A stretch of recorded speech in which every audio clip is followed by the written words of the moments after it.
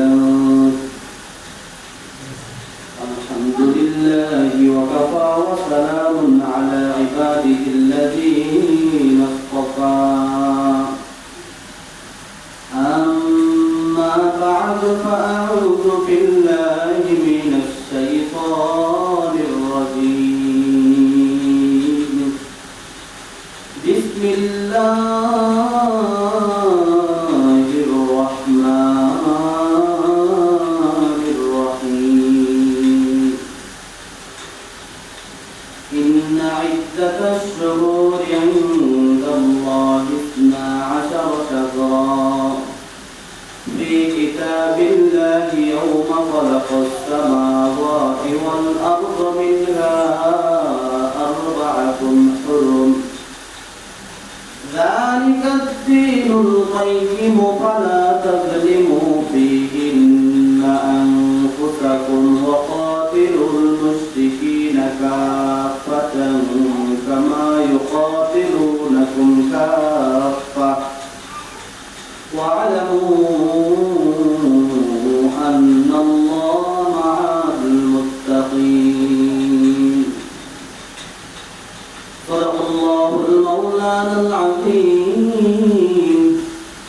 وصدق رسوله النبي الكريم ونحن على ذلك من الشاهدين والشاكرين والحمد لله رب العالمين الحمد لمن قدر خيرا وقبالا الحمد لمن قدر خيرا وقبالا والشكر لمن صور حسنا وجمالا والشكر لمن صور حسنا وجمالا فرد صمت عن صفة الخلق بريء فرد صمت عن صفة الخلق بريء رب عزلي خلق الخلق كمالا رب عزلي خلق الخلق كمالا الحمد لله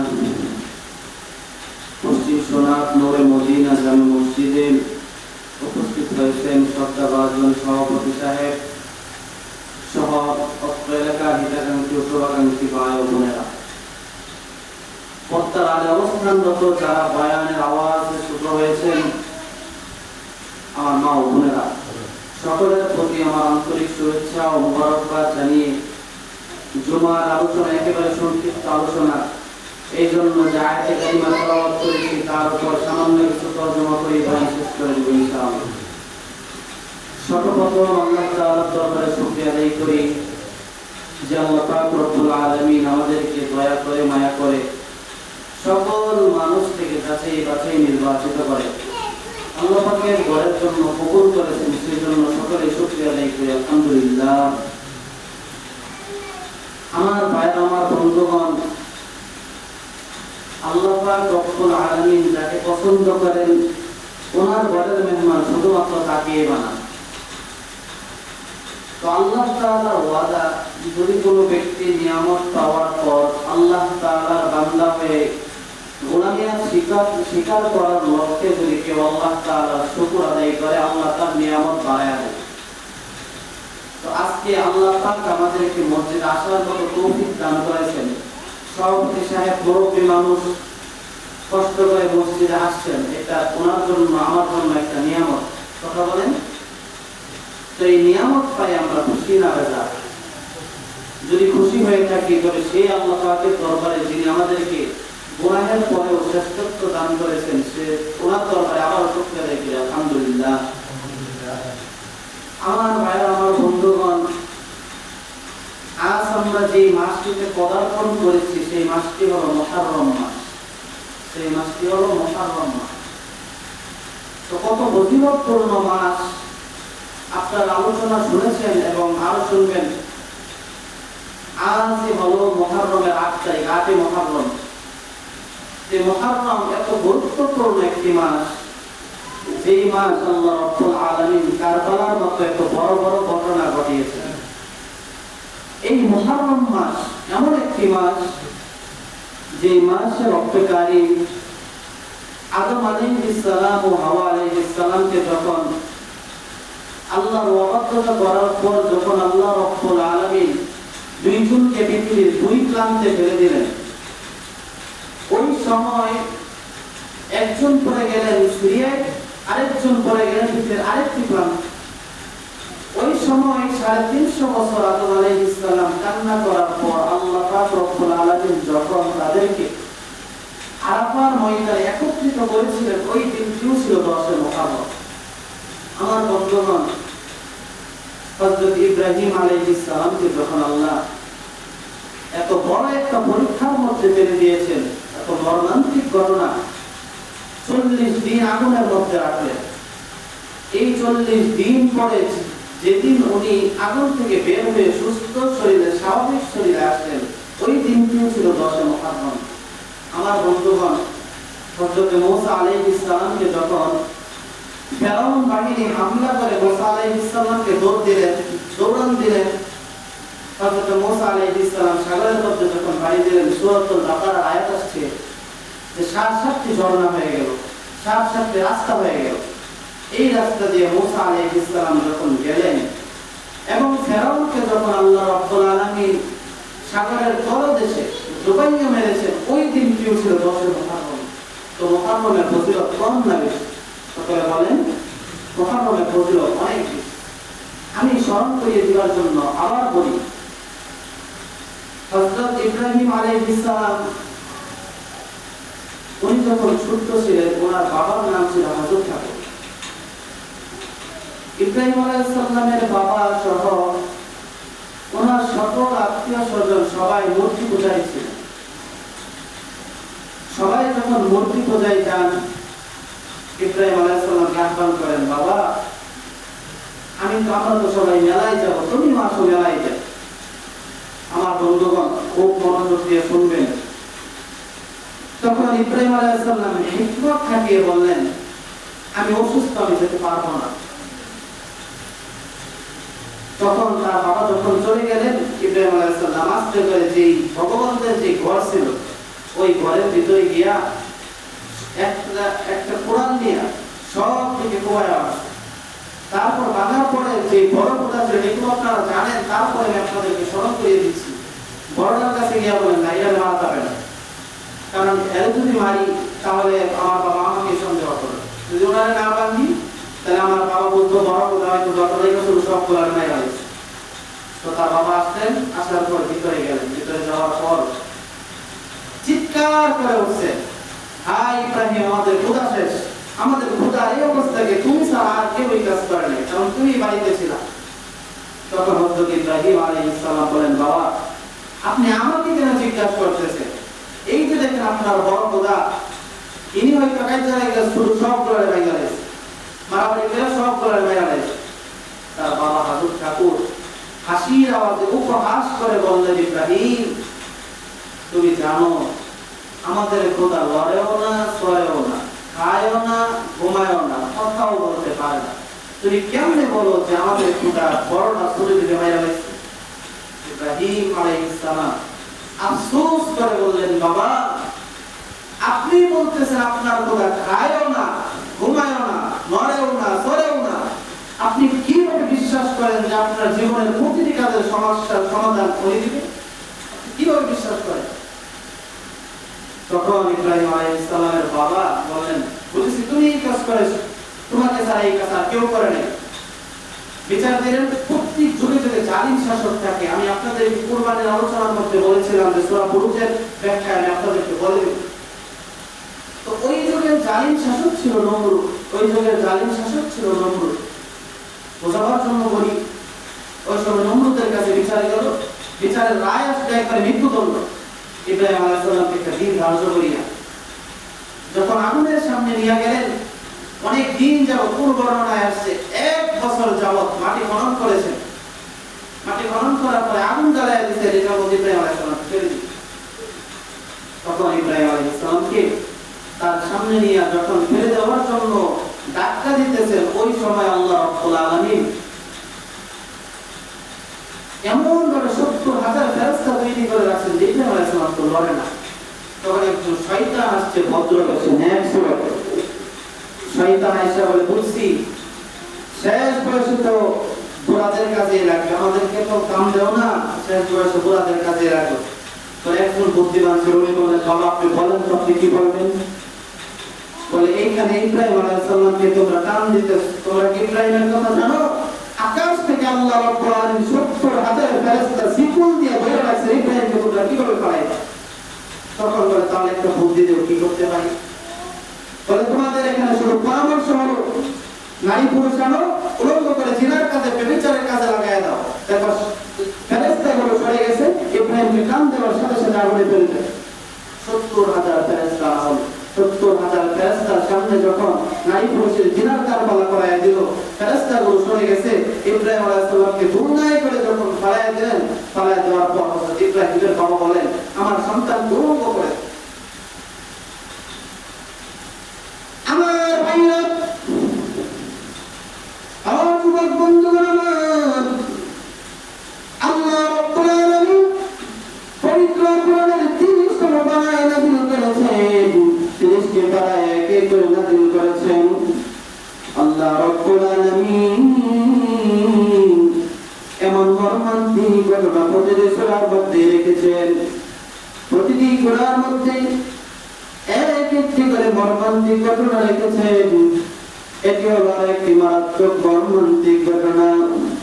হযরত ইব্রাহিম আলাইহিস সালামকে যখন আগুনের মধ্যে ফেলে দেওয়া হয়, ইব্রাহিম আলাইহিস সালামের বাবা ডাক দিয়ে বললেন, ও দুনিয়ার মানুষ, আমার ইব্রাহিম এত বড় বাধ্য হয়ে গেছে, আমাদের কথাগুলো ফেলে ফেলছে। ও সৈন্য বাহিনী, ইব্রাহিমকে আর ছাড় দেওয়া যাবে না, আমার সন্তানকে বন্ধ করে দাও। আমার ভাইরা, ইব্রাহিম আলাইহিস সালাম চোখের পানিগুলো ছেড়ে ছেড়ে কাঁদলেন। আল্লাহ জিবরাইল আলাইহিস সালামকে পাঠাইলেন। আয়েশা বললেন, নবী ইব্রাহিম আপনাকে সাহায্য করার জন্য আমার আল্লাহ আমাকে পাঠাইছেন। কে পাঠাইছেন? আল্লাহ রাব্বুল আলামিন জিবরাইল আলাইহিস সালামকে আগুনের মধ্যে পাঠাইলেন। কারণ নবীরা যেখানে যায়, জিবরাইল আমিনও সেখানে যায়। নবীরা যদি জান্নাতে যায়, জিবরাইল আমিন সেখানেও যায়। নবীরা যদি সাগরের পারে মাছের পেটে যায়, এখানেও জিবরাইল আমিন যায়। সুতরাং ইব্রাহিম নবী আগুনের মধ্যে বসেন, জিবরাইল আলাইহিস সালাম এখানে হাজির হয়েছেন। ইব্রাহিম আলাইহিস সালামকে এসে বললেন, নবী ইব্রাহিম আপনি আমাকে বলেন, আমি আপনাকে সাহায্য করার জন্য এসেছি। ইব্রাহিম আলাইহিস সালাম ডাক দিয়ে বললেন, ইব্রাহিম, আজ ইব্রাহিম তুমি বলতেছো আমাকে সাহায্য করবা, আমার তোমার কাছে জিজ্ঞাসা, আমি আগুনের মধ্যে পড়ছি, আমার আল্লাহকে আমাকে দেখতেছে কিনা? কিতাবের মধ্যে লিখিত জিবরাইল আলাইহিস সালাম জবাব দেন, আমার আল্লাহ অবশ্যই দেখতেছেন। ইব্রাহিম নবী বললেন, ও জিবরাইল, আমার আল্লাহ যদি দেখে থাকেন, আমি আগুনের মধ্যে পড়ব, আমি উলঙ্গ হয়ে ব্যথা, যদি আমার আল্লাহ খুশি থাকে, আমি ইব্রাহিম নবী আমি আল্লাহর জন্য সব কিছু বিসর্জন দিয়ে দিতে পারবো। আমার ভাই, হযরত ইব্রাহিম আলাইহিস সালাম আগুনের মধ্যে পড়লেন। সংক্ষিপ্ত করে দিলাম, 40 দিন আগুনের মধ্যে থাকলেন, এক চিল্লা। এই 40 দিন পরে যখন আগুন থেকে বের হইলেন, স্বাভাবিক শরীরে, সুস্থ শরীরে, মোটা তাজা হইয়া বের হয়েছে। এই অবস্থা দেখে আপনারা ইমান গ্রহণ করেন। তো ইব্রাহিম আলাইহিস সালাম বললেন, আমি আর এই শহরে থাকবো না, কারণ আমি 40 দিন আগুনের মধ্যে পড়লাম, 40 দিন আগুনের ভিতরে থাকলাম, তারপরেও যখন মানুষের মন করে না, এই জাতি আর কোনোদিন হেদায়েত পাবে না। কারণ আল্লাহ কোরআনে বলেছেন, সুম্মুন বুকমুন উমিয়ুন ফাহুম লা ইয়ারজুন। কিছু কিছু সুম্মুন বুকমুন উমিয়ুন, কিছু কিছু লোক আছে তাদের কান আছে, কান থাকিতেও তারা কানে শুনে না। কিছু কিছু লোক আছে যাদের চোখ আছে, চোখ থাকতেও তারা দেখে না।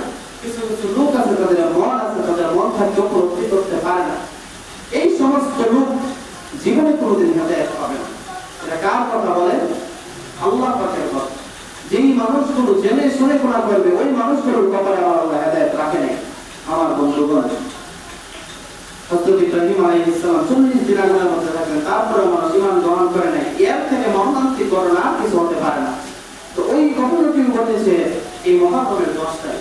আমার বন্ধুগণ, এই মাসটি অনেক দামি মাস। আল্লাহ রাসূল সাল্লাল্লাহু আলাইহি ওয়াসাল্লাম বলেন, সিয়ামুল মুহররম আফযল বা'দা রমাদান।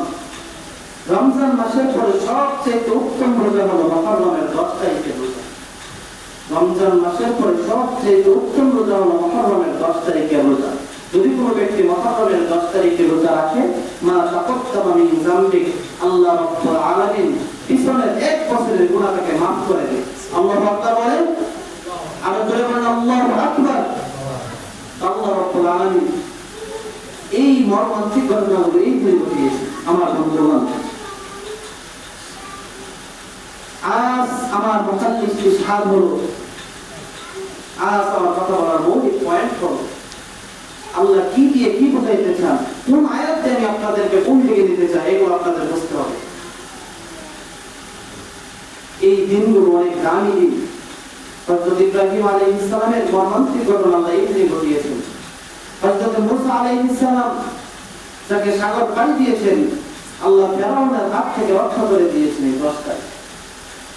তো আল্লাহ যে সত্য, আল্লাহ যে সত্য, আল্লাহর কোনো শরীক নাই, এর মধ্যে আমাদের কোনো সন্দেহ আছে বলেন? প্রত্যেকটা কাফের, প্রত্যেকটা বেঈমান জানতো যে আমার আল্লাহ এক। প্রত্যেকটা কাফের জানতো। এই যে আপনি আমার সাথে মতভেদ করতে পারবেন না, প্রত্যেকটা কাফের বেঈমান জানতো আল্লাহ এক, কিন্তু তারা মানে নাই। তারা কি করে নাই বলে? তারা মানে নাই।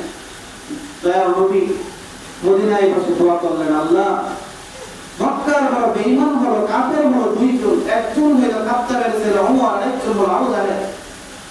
এই দুইজনের মধ্যে যদি তুমি কাউকে হেদায়েত দান করো, আমি নবী মুহাম্মদের মন সাক্ষী দিয়ে আমার পক্ষে ইসলাম কায়েম করা সহজ হয়ে যাবে। সুবহানাল্লাহ বলেন। তো নবীজি দোয়া করেছেন দুইজনের জন্য, একজন হলো আবু জাহেল আর একজন হলো ওমর। তো আল্লাহ কবুল করেছেন হযরত ওমরের বেলা। আবু জাহেলের জন্য কবুল করেন নাই কেন? আবু জাহেলের জন্য কবুল করেন নাই, আবু জাহেল যত কাজ করতো সব জেনে শুনে করতো, কিন্তু হযরত ওমর একটি গুনাহ জেনে শুনে করেন না, প্রত্যেকটি গুনাহ অজান্তে করেছেন। তার নেতা যারা বলছে এটা পালন করার জন্য করেছেন, উনি বুঝতেন না, ওনার জ্ঞান বুদ্ধি প্রাথমিকভাবে কম ছিল। হযরত ওমর আজকে কত দামি হয়ে গেছে। পৃথিবীর যত মানুষ আছে, হযরত আবু বকর সিদ্দিক ব্যতীত যত সাহাবায়ে কেরাম আছে, যত তাবী আছে, যত তাবিঈন আছে, সব মানুষের থেকে হযরত ওমর দামি। হযরত ওমরের দাম আল্লাহর কাছে অনেক। হযরত ওমর এত দামি হয়েছেন কিসের কারণে? একমাত্র কোরআনের কারণে। কোরআন হলো কমপ্লিট ফুল অফ লাইফ, পূর্ণাঙ্গ জীবন ব্যবস্থা হলো একমাত্র কোরআন। আজ আপনি যদি বাইবেলের দিকে তাকান, অন্যান্য কোনো ধর্মগ্রন্থের দিকে তাকান, তাওরাত নাযিল হয়েছিল, ইনজিল নাযিল হয়েছিল, জবুর নাযিল হয়েছিল। আসমানি 4টি কিতাবের মধ্যে যদি পৃথিবীর সকল প্রান্ত থেকে যদি আপনি রক্ষণাবেক্ষণ করে আনেন, আপনি চ্যালেঞ্জ নিয়ে যেতে পারেন এক তাওরাতের সাথে আরেক তাওরাতের কোনো মিল নেই। আল্লাহর কোরআন এই বাংলাদেশে আজকে পশ্চিম সুরাত ধরে মদিনা একটা কোরআন হাতে নেন, আপনি পৃথিবীর এক প্রান্তে চলে যান, মক্কা শরীফে চলে যান, কোরআন হাতে নেন, দেখবেন এখানের লেখা যেমন ওইখানের লেখাও তেমন, কোনো পরিবর্তন নাই। আজ যদি পৃথিবীর সকল কোরআন ধরেন ধ্বংস হয়ে গেল, পৃথিবীর সকল লেখা আল্লাহ মুছে দিল, তারপরে কোরআনের এমন হাফেজ থাকবে যে পৃথিবীর শত শত হাফেজ থাকবে। আজ যদি একজন হাফেজ নামাজের মধ্যে দাঁড়ায় ভুল করে, যদি বলে আমার একজন হাফেজ কোরআন, আমি তো এখানে পড়তেছি, আমি কোরআনের আয়াত আটকে গেলাম, আমি যদি ঘোষণা দিয়ে বলি কোরআনের এমন কোন হাফেজ আছো, যে এমন কোন ব্যক্তি আছো যে আমার ভুলগুলো শুধরাই দিও, আজকে দেখবেন কম পক্ষে 6 থেকে 7 লক্ষ হাফেজ দাঁড়ায় যাবে যে ভুল শুধরাই দেওয়ার জন্য। এটা কার বিধান বলেন? আল্লাহ তাআলার বিধান।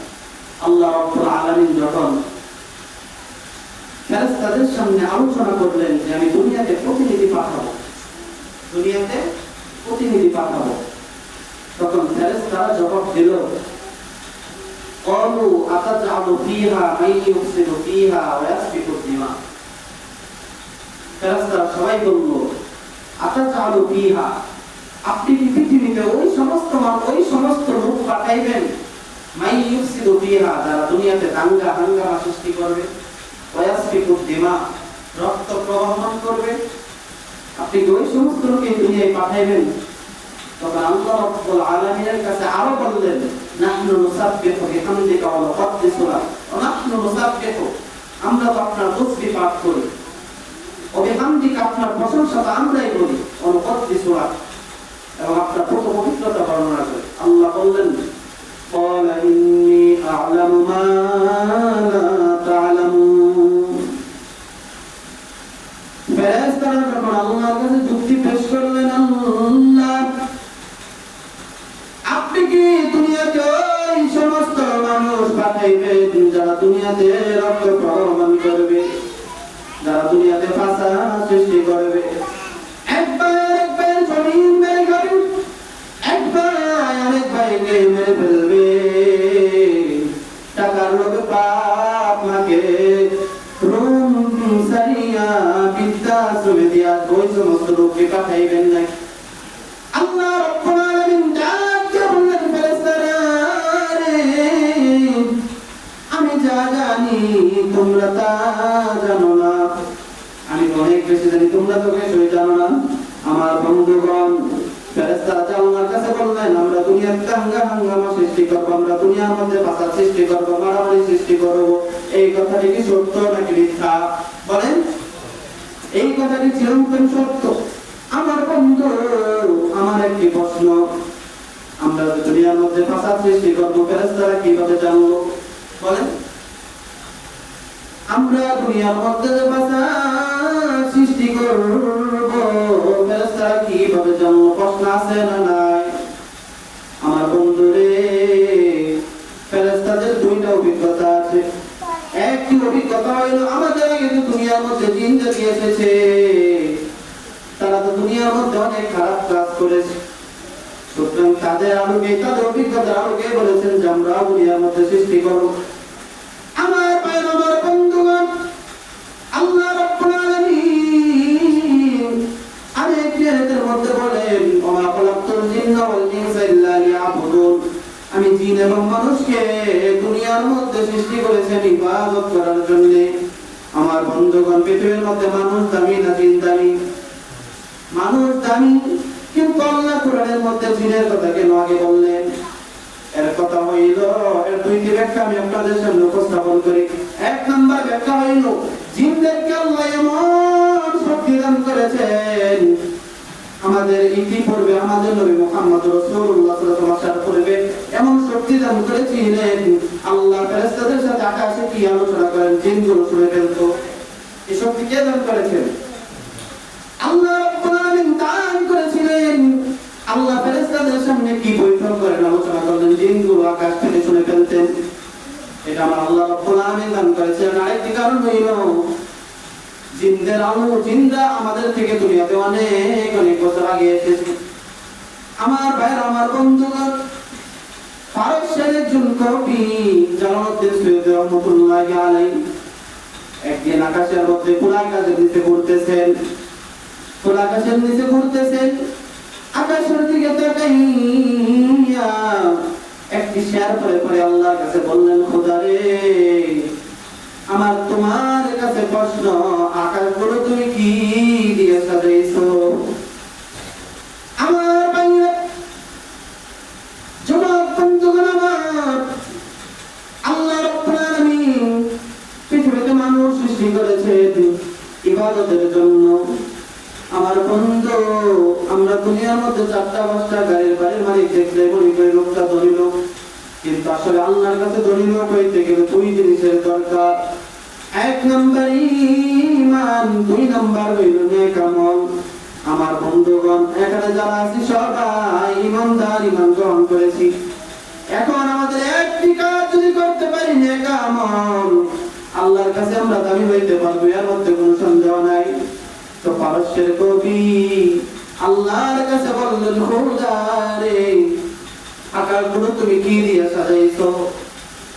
ওরা যখন আল্লাহর সাথে কথা বলে, আল্লাহকে কোনো জিজ্ঞাসা করে, আল্লাহ কি জবাব দেয় তার মনে মনে অনুধাবন করতে পারে। এই কথা জালালউদ্দিন সুয়ুতী রাহমাতুল্লাহি আলাইহি আকাশের দিকে তাকাইয়া বলার পর আল্লাহ তো কোনো জবাব দেয় না। তখন তিনি চিন্তাই করলেন, আমার আমলের মনে কোনো ওই ঘাটতি আছে। এই কথা শুনিয়া, এই কথা মনে মনে চিন্তা করে বাড়ি ফিরে গেলেন। বেশি বেশি নেক আমল করলেন, নবীর উপর দরুদ পাঠ করলেন। 40 দিন যাবত এই জালালউদ্দিন রাহমাতুল্লাহি আলাইহি কোনদিন তাহাজ্জুদের নামাজ ছাড়েন নাই। আমার বন্ধু, আপনাদেরকে একটি নমুনা দিতে চাই। সেটি হলো, যদি কোনো ব্যক্তি 40 দিন 5 ওয়াক্ত নামাজ জামাতের সাথে আদায় করতে পারে, আল্লাহর অলিগণ, রাসূল মুফাসসির আব্দুল্লাহ ইবনে আব্বাস রাদিয়াল্লাহু আনহু বর্ণনা, যদি 40 দিন কোনো ব্যক্তি জামাতের সাথে নামাজ আদায় করে, আমার নবী ঘোষণা দিয়ে দিলেন, তার ওলিদের খাতায় নাম আমার আল্লাহ লিখে দিবেন। আমার বন্ধুগণ, 40 দিন নামাজ আদায় করার পর এমনি তো ব্যক্তিটা আল্লাহর ওলি, আল্লাহর কাছে গিয়া বললেন, আল্লাহ, আকাশগুলো কি দিয়া সাজাইছো? এমনি আল্লাহ রব্বুল আলামিন ডাক দিয়া বলেন, ও আকাশের ফেরেশতারা, ও আকাশ, সূর্য, চন্দ্র, নক্ষত্র, হায়াত, তন্ত্র, ইজ্জত, সম্মান, তোমাদের জবান তুমি আমি আল্লাহ বলে দিলাম। জালালউদ্দিন রাহমাতুল্লাহি আলাইহি উত্তর দিয়া দাও। আল্লাহ যখন এই অর্ডার দিয়ে দিলেন, পৃথিবীর সকল কিছুর জবান আল্লাহ বলে দিলেন। কে যেন ডাক দিয়া বলেন, জালালউদ্দিন গো, আকাশটাকে আমার আল্লাহ সাজাইছেন তারকারাজি দিয়া। তারপরে জমিনের দিকে তাকাইয়া বললেন, জমিন রে, এই জমিন, তুই কি আমারে বললি আল্লাহ জমিন কি দিয়া সাজাইছে? কে যেন আওয়াজ দিয়া বলতেছেন, ও জালালউদ্দিন গো, জমিনটাকে আমার আল্লাহ উলামায়ে কেরাম, আলেমদেরকে দিয়া সাজাইছেন। একটু জবান করে বলেন সুবহানাল্লাহ। আমার বন্ধু বুঝে থাকতে বলেন, আসমান কি দিয়া সাজাইছেন? আসমান গো তারকা দিয়া সাজাইছেন, জমিন গুলো সাজাইছেন আলেম দিয়া। আবার বলেন, আসমান গুলো কি দিয়া সাজাইছেন? তারকা দিয়া সাজাইছেন, জমিন গুলো সাজাইছেন আলেম দিয়া। গত সপ্তাহে আমার আলোচনা ছিল, এই মসজিদে একটা মাদ্রাসা করতে হবে। সুতরাং আমাদের সকলের উদ্যোগ, আমরা এমন একটা কারখানা তৈরি করবো, যে কারখানা থেকে হাজার হাজার আলেম বের বের। আমরা কে কে চাই? হাত তুলি, সকলে হাত তুলেন। আমরা কে কে চাই যে আল্লাহ এখানে একটা মাদ্রাসা বানায়? আল্লাহ সকলের মনের আশা পূরণ করুন। সকলে বলেন আমিন। আমার বন্ধুগণ, হযরত আব্দুল্লাহ ইবনে আব্বাস, যে রাইসুল মুফাসসিরিন ছিলেন, পৃথিবীতে যত মুফাসসির আসবে সব মুফাসসিরদের সেরা মুফাসসির হলো রাইসুল মুফাসসির আব্দুল্লাহ ইবনে আব্বাস। তিনাকে একটা শব্দ দেখাইলেন, এই কথাটি বলে আমি আপনাদের সম্মুখে বয়ান শেষ করব। আপনারা শুনতে রাজি আছেন? আল্লাহ সকলকে দোয়া প্রদান করুন। রাইসুল মুফাসসিরিন একদিন তার স্ত্রীকে ডাক দিয়ে বললেন, স্ত্রী আমার, আমি আজকে একটা স্বপ্ন দেখছি, যে সত্যটা আমি তোমার কাছে বলার পর হয়তো তুমি কষ্ট পাই। তখন তার স্ত্রী বললেন, স্বামী, আপনি কি স্বপ্ন দেখছেন, আপনি আমাকে বলেন। তখন বললেন, স্ত্রী রে, আমি আজকে স্বপ্নে দেখছি আমার বাবা মারা গেছে, আমার বাবা আমাকে স্বপ্নে দেখে হাতছানি দিতেছে। অনেকেই মৃত বাবা মৃত মাকে স্বপ্নে দেখেন না? অনেকে স্বপ্নে দেখেন না? তো মৃত বাবা তার হাতছানি দিতেছে। তখন স্ত্রী বললেন, স্বামী, তাই আপনার কি হয়েছে? আপনি আমার টেনশন কেন করতেছেন? মানে টেনশন আমি কেন করবো? আল্লাহ নবী ব্যাখ্যা দিছে, আমি কেন টেনশন করবো?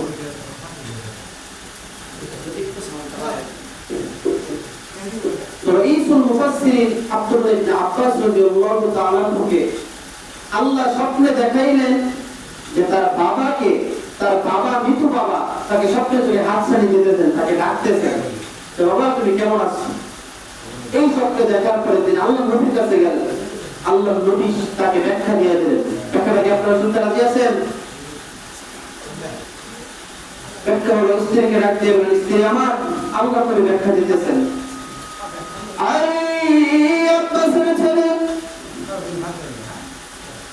তুমি স্বপ্নে দেখেছ তোমার বাবা মৃত বাবা তোমাকে স্বপ্নে যুগে আহ্বান করতেছি। আর ইবনে আব্বাস তুমি শুনে রাখো, আজ থেকে আমি নবীজি বলে গেলাম, পৃথিবীতে যত মানুষ আগমন করবো সবার কানে কানে পৌঁছাইয়া দিবা। যদি কোনো মানুষ স্বপ্নে দেখে তার মৃত্যু মা এবং মৃত্যু বাবা, স্বপ্নে যদি মৃত্যু মা এবং বাবাকে দেখে, মনে করবা ওই মা বাবা তাকে মৃত্যুর জন্য আহ্বান করতেছে। সুতরাং আপনি আপনার ডাকতে পারেন, স্ত্রী রে চিন্তার কোনো কারণ নেই, চিন্তা করবা না, যা কিছু হবে আল্লাহ তাআলার পক্ষ থেকে হবে। আমার আত্মা আমাকে স্বপ্নে যুগে দেখা দিছে, তার মানে আমি বেশি দিন দুনিয়াতে বাঁচবো না, আমি দুনিয়া থেকে মরে যাবো, এটাই স্বাভাবিক। কারণ যে বাবা সন্তানকে স্বপ্নে যুগে দেখা দেয়, যে মা স্বপ্নে যুগে দেখা দেয়, এর একটা ব্যাখ্যা হইল সন্তানটা দুনিয়ার মধ্যে আর বেশি দিন বাঁচবে না, মরে যাবে। এই জন্য সন্তানদের কাছে বলে, সন্তান রে আমার জন্য দোয়া করে কবরে কিছু পাঠাইয়া দাও, তোমার সন্তান তোমার জন্য দোয়া করে কবরে পাঠাইয়া দিবে। আমার ভাইয়া ও বন্ধুগণ আমার, একবার চিন্তা করে দেখেন, আজকে এখানে আছেন, আগামীকাল কে এই সময় আপনি কবরের বাসিন্দাও হতে পারেন। কার জন্য জানিলে জন্মের পাশ রেডি হয়ে গেছে, কার জন্য জানিলে সাদা মার্কিন কাপড় তৈরি হয়ে গেছে, কার পিছনে জানিলে মালাকুল মউত আসলে দাঁড়ায় রয়েছে। আমার ভাইয়ের, আমার বন্ধুগণ, স্ত্রীকে ডাক দিয়ে বললেন, স্ত্রী রে আমি দুনিয়াতে আর বেশি দিন বাঁচবো না, তোমার কাছে দুইটি ওয়াদা রেখে যাবো, এই দুইটি ওয়াদা পালন করবা, আমার মন সাক্ষী দে। পৃথিবীর কোন পুরুষ ব্যক্তি যদি স্ত্রীর কাছে দুইটি ওয়াদা করে যায়, আমার আল্লাহ রাব্বুল আলামিন তাকে জীবনের সব গুনাহ মাফ করে দিয়ে জান্নাত নামক গৌরব দিয়ে গণ্য করে দিবেন। আমার ভাইয়া ইবনে আব্বাস ডাক দিয়ে বললেন, স্ত্রী রে এক নম্বর ওয়াদা হলো, আমি যদি দুনিয়া থেকে মরে যাই, আমার জানাজা কিন্তু যুবক মানুষকে পড়াইতে দিবা না, বৃদ্ধ লোককে পড়াইতে দিবা। আমার জানাজার জন্য একটা মুরব্বী মানুষ পড়াই, মুরব্বী মানুষ পড়ানোর ফায়দা কিন্তু পরে আপনাদেরকে বলবো। দ্বিতীয় কথা হলো, আমি যদি মারা যাই, আমার জানাজা একটা বৃদ্ধ লোক পড়াইবে। দ্বিতীয় নম্বর কথা হইলো, আমার ছেলেটাকে আলেম বানাইবা। এই কথা শোনার পর আব্দুল্লাহ ইবনে আব্বাস মসজিদের মধ্যে গিয়ে 2 রাকাত সালাত আদায় করলেন। সালাত আদায় করার পর তাকাইয়া দেখেন পাশে একটি পাখি আল্লাহর দরবারে জিকির করতেছেন, লা ইলাহা ইল্লাল্লাহ, লা ইলাহা ইল্লাল্লাহ, লা ইলাহা ইল্লাল্লাহ। আমি বলে লা ইলাহা ইল্লাল্লাহ, দিন বলে লা ইলাহা ইল্লাল্লাহ, জবান বলে লা ইলাহা ইল্লাল্লাহ, লা ইলাহা ইল্লাল্লাহ। নবীর জন্য যার দিল পায় এই দুনিয়ায় কাঁদবে না, তারা রোজ হাসরে নবীর সুপারিশ পাবেন না। বালাউলা বিকামালিহি কাশাফাত তুজা বিজামালি হাসনাত জামিউ সালিহি সাল্লু আলাইহি ওয়া আলিহি। সবাই আমার সাথে বলেন, নবীর জন্য যার দিল পায় কাঁদবে না এই দুনিয়ায়,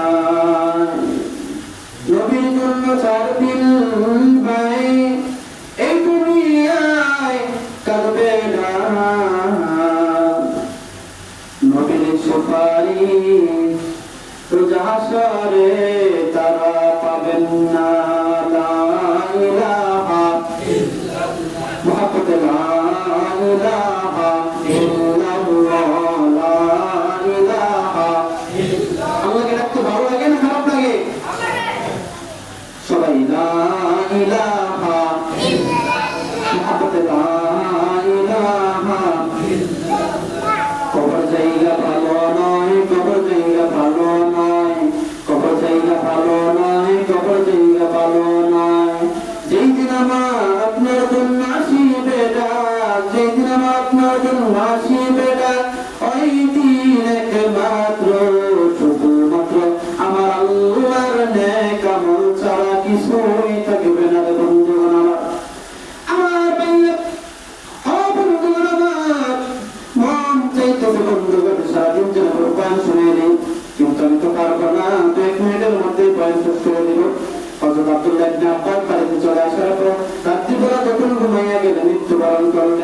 আল্লাহ রাব্বুল আলামিন তার মৃত্যু ঘটায় দিলেন। স্ত্রী পৃথিবীর সকল সাহাবীদেরকে ডাক দিয়ে বললেন, ও সাহাবীরা, আমার স্বামী দুইটা ওয়াদা ছিল। এক নম্বর ওয়াদা হলো আমার স্বামী যদি মারা যায় পুত্রলোক জানাজা পড়াবে। দুই নম্বর ওয়াদা হলো আমার স্বামী মারা যাওয়ার পর জানাজা কোন আলেম পড়াবে। দুই নম্বর ওয়াদা হলো আমার ছেলেটাকে আলেম বানাইবা। এই ওয়াদা আমাকে করে দিয়েছেন। আমার ছেলেটাকে আলেম বানানোর দায়িত্ব আমি নিলাম। আর আমার স্বামীর জানাজা পড়ানোর জন্য একটা বৃদ্ধ লোকের ব্যবস্থা আপনারা করে দেন। আমার ভাইকে আল্লাহ রাব্বুল আলামিন পৃথিবীতে প্রত্যেকটা মানুষকে কবুল করুন।